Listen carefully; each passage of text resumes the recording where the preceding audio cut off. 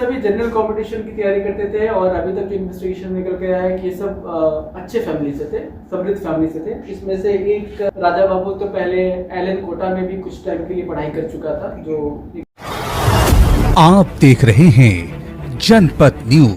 बिहार में शराबबंदी के बाद सूखे नशे का कारोबार जोरों पर है। स्थिति यह है कि पढ़ाई करने वाले छात्र, कॉम्पिटिटिव एग्ज़ाम की तैयारी करने वाले छात्र जो दूर दराज के इलाके से गांव से पटना आते हैं, वो भी इसके गिरफ्त में आने लगे हैं।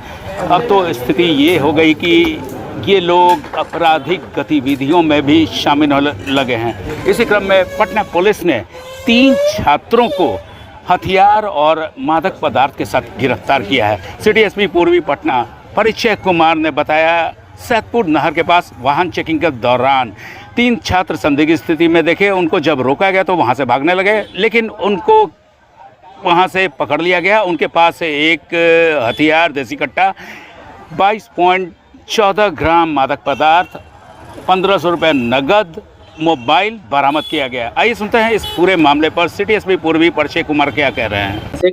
कल रात यानी 25 और 26 मई की रात को मुसल्लापुर थाने के द्वारा सैदपुर नहर रोड के पास जब वाहन चेकिंग किया जा रहा था, तो फिर वहां पे कुछ लड़के पुलिस को देखकर भागने लगे। उनकी एक्टिविटी से वो संदिग्ध प्रतीत हुए। जब उन्हें रोककर उन्हें विधिवत चेक किया गया तो उनके पास से एक देसी कट्टा, 2 जिंदा कारतूस और 22 ग्राम स्मैक और 1500 रुपए भी बरामद हुए।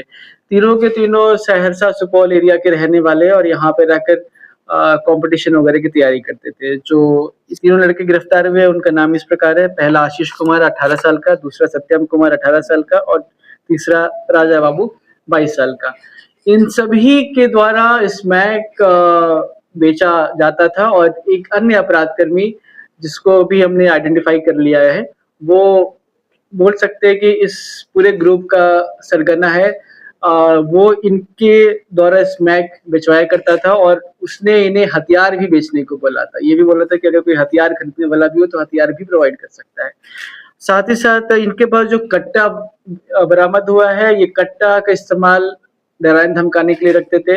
अगर कोई स्मैक वगैरह इनसे खरीदता है और उसके बाद पैसे नहीं देता था तो पैसे वसूलने के लिए ये कट्टा का इस्तेमाल किया करते थे। हथियार बेचने की अभी तक कुछ पुष्टि नहीं हुई, बट इन्हें बताया गया है कि जो वो एक आइडेंटिफाइड अपराध कर्मी है, उसके द्वारा इन्हें ऑफर किया गया है कि 38 से 40 हजार में पिस्टल प्रोवाइड कर सकता है। उस अपराध कर्मी की गिरफ्तारी के लिए भी हम प्रयासरत है। चूंकि अभी तक अरेस्टिंग नहीं हुई है तो उसके बारे में ज्यादा डिटेल बताना उचित नहीं होगा। युवक किस तरीके का कंपटीशन की तैयारी करते हैं? ये सभी जनरल कंपटीशन की तैयारी करते थे और अभी तक जो इन्वेस्टिगेशन निकल के आया है कि ये सब अच्छे फैमिली से थे, समृद्ध फैमिली से थे। इसमें से एक राजा बाबू तो पहले एलन कोटा में भी कुछ टाइम के लिए पढ़ाई कर चुका था, जो निकल कर आया है जब वो +2 के बाद मेडिकल वगैरह की तैयारी किया।